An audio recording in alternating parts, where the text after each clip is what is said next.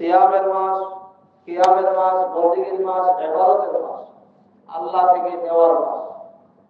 বান্দা যত বেশি আল্লাহ তাআলার ইবাদত করবেন, আল্লাহ তাআলা বান্দাকে তার থেকে অধিক গুণ বেশি দান করবেন, দিয়া থাকবেন। বান্দা যা চাবে আল্লাহ তাআলা বান্দাকে তাই দিবেন। এই মাসটা হলো রহমত, বরকত, মাগফিরাত, নাজাত, সমস্ত নেক আমলের মাস এবং সমস্ত গুনাহ থেকে বাঁচার মাস হলো রমজান মাস। রহমতের মাস, মাগফিরাতের মাস, নাজাতের মাস। আল্লাহ এই মাসে রহমত নাযিল করেন নিয়মিত আল্লাহ তাআলা মাগফিরাত করতে থাকেন এবং আপনার আল্লাহ তাআলা নিজের বান্দাদেরকে প্রতিদিন মাফও করতে থাকেন। জাহান্নাম থেকে ঈমানদারদেরকে বাহির করে আল্লাহ তাআলা জান্নাতে প্রবেশ করান।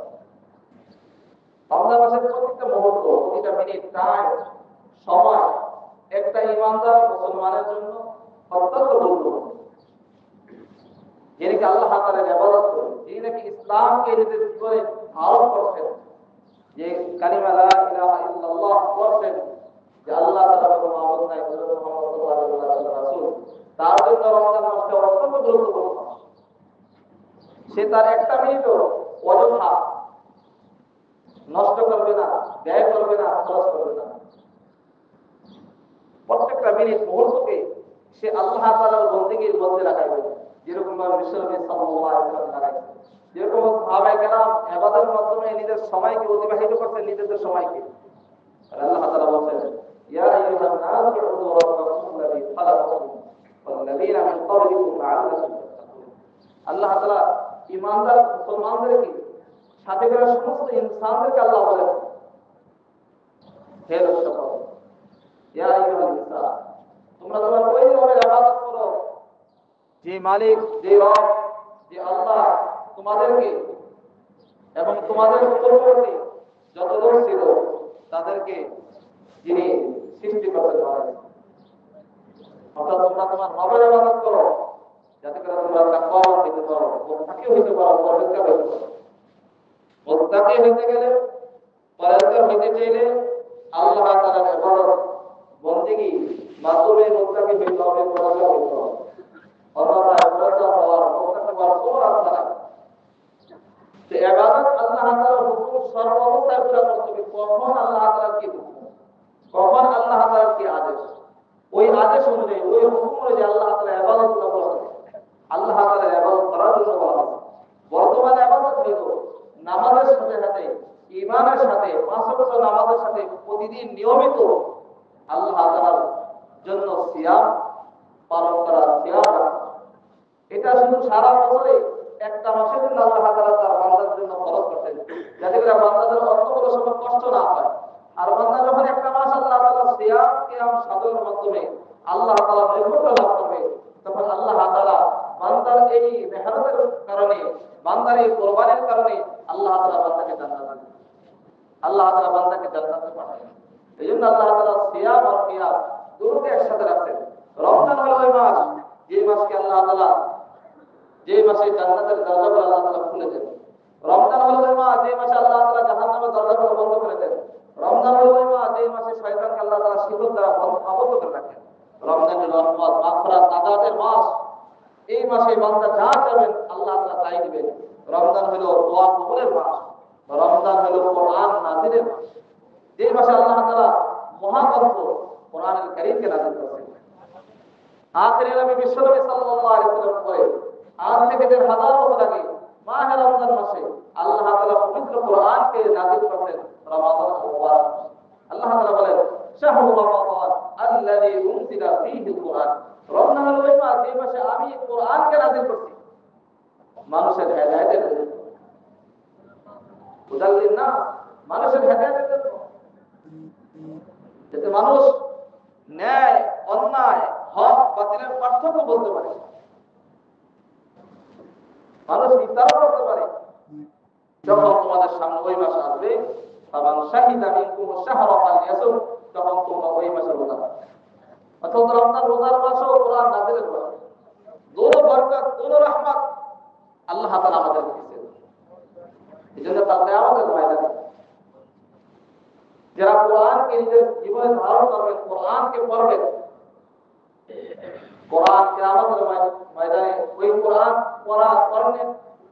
করণকারী কোরআন যা পড়বে তার পক্ষে সাক্ষী দিবেন যে আল্লাহ সে দিন রাত আমাকে তেলাওয়াত করতেন, আমাকে তেলাওয়াত করার মাধ্যমে সে মশগুল ছিলেন, ব্যস্ত ছিলেন। আল্লাহ তাকে জাহান্নাম থেকে বাহির করে তাকে জান্নাতে প্রবেশ করায়, আল্লাহ তাআলা তাকে জান্নাতে প্রবেশ করায়। সিয়াম আর কিয়াম দুটোটা কাল কিয়ামতের ময়দানে আল্লাহ তাআলার সামনে সিয়াম এবং কোরআনে কারীম তেলাওয়াত করার কারণে, কোরআনে কারীম পড়ার কারণে ওই যে সিয়াম পালন করবে তার পক্ষে, যে কোরআনে কারীম তেলাওয়াত করবে তার পক্ষে সে সাক্ষী দিবে। সিয়াম বলবেন আল্লাহ তাআলা সেই দিনে রোজা রাখতো, তাকে আমি খানা থেকে, সমস্ত কিছু পাহাড় থেকে, খানা খাওয়া থেকে, পানাহার থেকে এবং সমস্ত খায়েশ থেকে তাকে আমি বিরত রাখবো। সে আপনার ভয়ে, আপনার ডরে, আপনার হুকুম পালন করার জন্য সমস্ত পানাহারকে পরিত্যাগ করতেন। সে দিনের বেলা খান নাই, সে সমস্ত কাজকে, তার খায়েশকে, তার চাহাতকে পরিত্যাগ করছেন আপনার জন্য। সুতরাং আপনি তার পক্ষে আমার সাক্ষীকে কবুল করেন। আল্লাহ তাআলা সিয়াম এর সাক্ষী কবুল করে যে সিয়াম রাখবেন আল্লাহ তাআলার জন্য, আল্লাহ তাআলা তাকে জান্নাতে প্রবেশ করাবেন। কোরআন আসে বলবে আল্লাহ তাআলা সে তো দিনে রোজা রাখতো, কিন্তু রাতেও তাকে আমি শুইতে দিতাম না। রাতে সে বিছানায় শরীর লাগাইতে পারতো না, সে রাতে কোরআনে কারীম তেলাওয়াত করতো, তারাবির মাধ্যমে, তাহাজ্জুদের মাধ্যমে একলা একলা কোরআনে কারীম তেলাওয়াত করতো। সুতরাং তার পক্ষে আমার সাক্ষী কবুল। आप सल्लल्लाहु अलैहि वसल्लम ने फरमाया, तुम लोग अपने बारे में मुझे 6 चीजों की जमानत दे दो, मैं तुम्हारे लिए जन्नत की जिम्मेदारी लेता हूँ। क्या लेता हूँ? जन्नत की, जन्नत देने की, जन्नत दिलाने की जिम्मेदारी।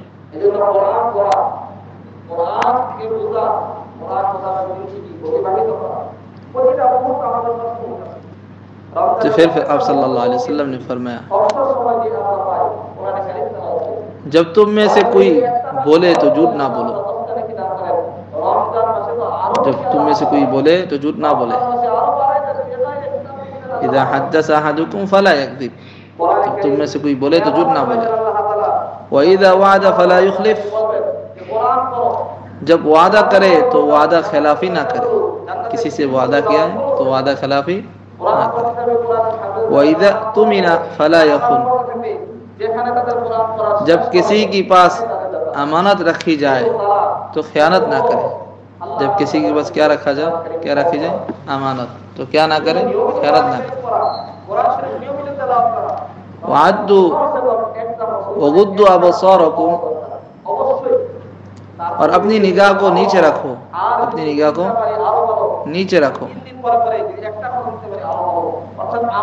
वगुद्दु अबसारकुम वकुफ्फु अयदियकुम, और अपनी निगाह को नीचे रखो, यानी जिन चीज़ों को देखने से मना फरमाया गया है उन पर नजर ना पड़े।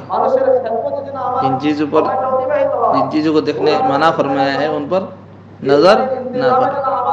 किसी को बुराई देखना, कोई बेगाना लड़की वगैरह देखना, जिससे मना है, जिसको देखना हराम है। वहफज़ु फुरूजकुम, अपने हाथों को, वकुफ्फु अयदियकुम, अपने हाथों को नाहक मरने वगैरह से रोके रखो। वकुफ्फु अयदियकुम, अपने हाथों को नाहक मरने, हाथों को गलत इस्तेमाल से रोके रखो। वहफ़ज़ु फुरूजकुम, और अपनी शर्मगाह की हिफाजत करो, अपनी शर्मगाह की क्या करो? हिफाजत करो। कितना कहा? 6 नसीहत फरमाए आप सल्लल्लाहु अलैहि वसल्लम ने। कितना नसीहत? 6 नसीहत। एक, जब तुम में से कोई बोले तो झूठ ना बोले, जब वादा करे तो वादा खिलाफी ना करे। दूसरा नंबर। तीसरा नंबर क्या फरमाई? जब किसी के पास अमानत रखी जाए तो उसे खयानत ना करे। फिर 4 नंबर बताया, अपनी निगाह को नीचे रखो, यानी जिन चीज़ों को देखने से मना फरमाया गया है उन पर नजर ना पड़े। 5 नंबर फरमाया, अपने हाथों को नाहक मरने वगैरह से रोक के रखो, अपने हाथों को रोक के रखो ताकि वो नाहक कहाँ भी इस्तेमाल ना हो। 6 नंबर है वहफ़ज़ू फ़ुरूजकुम, अपनी शर्मगाह की हिफाजत करो। अल्लाह ताला हमें इन सारी 6 जो बात आप सल्लल्लाहु अलैहि वसल्लम ने फरमाया इसको पूरा करने की तौफीक अता फरमाए। और इसके साथ साथ ज़्यादा नहीं बोलना है, अल्लाह की और अल्लाह के रसूल की बात ज़्यादा बोलना है, जिक्र ज़्यादा करना है, बेहुदा इधर उधर की बात से और बेहुदा सवाल से, बेहुदा कामों से अपने आप को जितना दूर में रखेगा उतनी ईमान उतनी अमल मजबूत होगा। वरना ज़बान दो रुख का होगा तो क़यामत के मैदान में आग की दो ज़बानी होगी और जो बात कहा जाएगा उसे गुनाह लिखा जाएगा। इसलिए ज़बान की गुनाह सबसे ज़्यादा ख़तरनाक जो आप लोग सुना है हदीस मुबारक से आप सल्लल्लाहु अलैहि वसल्लम। इसीलिए अपनी ज़बान की क्या करना, हिफाजत करना। ज़बान की क्या हिफाजत की। हाँ, सिर्फ ज़बान का नहीं बताया, आँख की भी बताया, हाथ की बताया, दिल की बताया, यानी हर चीज़ की हिफाजत हो। যে ব্যক্তি ইমামের সহিত ইমামের সাথে সম্পূর্ণ তারাবির নামাজ পড়বে, আল্লাহ তাআলা তাকে সারা রাত নফল ইবাদত নামাজ পড়া নেকি দান করবেন। এত নেকি রাখছেন সম্পূর্ণ তারাবি ইমামের সহিত পড়বে। পারলে খতম তারাবি পড়া, না পারলে মসজিদে যত রাকাত পড়া অত রাকাতই পড়া। তারাবির নামাজ থেকে কেবল পিছপা না হয় পড়ে নেওয়া, কারণ এটা সুবর্ণ সুযোগ আল্লাহ তাআলা আমাদেরকে দিয়েছেন। এটা অন্য সময় পাওয়া যাবে না, এই সময়টুকু এখনই কাজে লাগান। এজন্য কোরআনে কারীমকে তেলাওয়াত করা, চাই নামাজের মাধ্যমে হোক, চাই একলা হোক, চাই শিক্ষার মাধ্যমে হোক, কোরআনকে শিখে নিজের জীবনকে যাপন করা, নিজের জীবনের ভিতরে কোরআনকে ধারণ করা, কোরআনকে পড়া, কোরআনকে বোঝা, কোরআন মোতাবেক জিন্দেগি যাপন করা, প্রতিজ্ঞা করা, নিজের শিক্ষা করা কোরআন, নিজের ছেলেমেয়েদেরকে শিক্ষা দেওয়া, নিজের স্ত্রীকে শিক্ষা দেওয়া, যাতে করে ঘরের প্রত্যেকটা লোক প্রত্যেকটা মানুষ কোরআন পড়তে পারে, কোরআন পড়তে পারে, যে যেখানে থাকুক অবসর সময় সে কোরআন খুলে পড়তে পারে, অন্য কোনো কাজে সে ব্যস্ত হতে না থাকে। আর বাকি সময়টুকু জিকিরের মাধ্যমে ইবাদতের মাধ্যমে আমরা অতিবাহিত করব। আল্লাহ তাআলা বলেন, বান্দার প্রত্যেকটা আমলের বিনিময়ে আমি 1 থেকে 10 থেকে 700 গুণ বৃদ্ধি করে দেই সিয়াম আমার জন্য। এইজন্য সিয়ামের ফজিলত, বান্দা আমার জন্য খানা খায় নাই, পান করে নাই, সমস্ত কাজকে ছেড়ে দিয়েছেন। as-সাওমুলি ওয়া আনা আজিবি, রোজা আমার জন্য, আর এটার ফজিলত আমি নিজে নিজ হাতে আমার বান্দাকে দেব। আল্লাহ তাআলা এই কোন বান্দাকে তার ফজিলত দেন, জান্নাত ছাড়া আল্লাহ অনুমোদন দিবেন না। এজন্য সিয়ামকারীর জন্য জান্নাতে একটা দরজা রাখা হয়েছে, দরজার নাম হলো বাব রাইয়ান। ওই দরজা দিয়ে শুধু সিয়ামকারী রোজাদারই প্রবেশ করবেন, অন্য কেউ ওই দরজা দিয়ে প্রবেশ করবে না।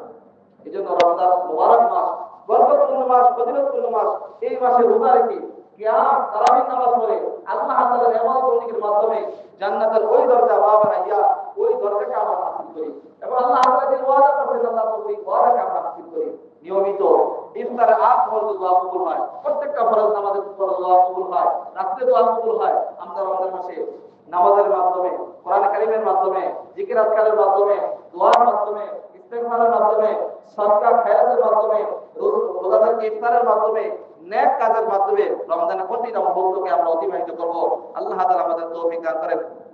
আল্লাহ রাব্বুল ইজ্জত জাল্লা জালালুহু